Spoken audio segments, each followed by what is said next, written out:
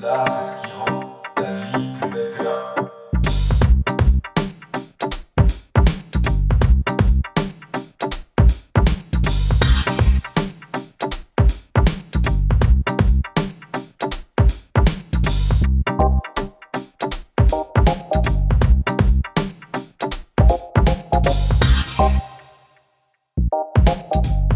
Il y avait un peu cette idée d'avoir transformé une tâche en un autre, un peu une étape d'après.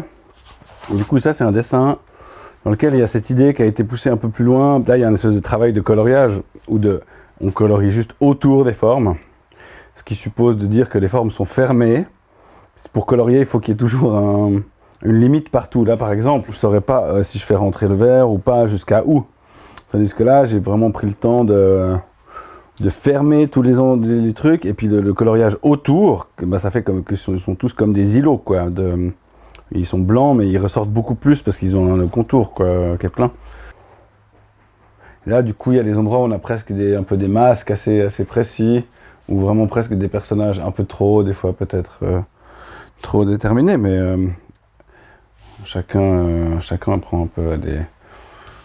Il y a vite des gens qui sortent. Là, il y a quelqu'un, on ne sait pas trop, il y a quelqu'un, une espèce de petit guide qui vient un petit peu surveiller tout ce qui se passe, quoi. Après, ce qui peut être intéressant, ces trucs, une fois qu'on les a un petit peu isolés, grâce à un coloriage, ça peut être intéressant de les refaire.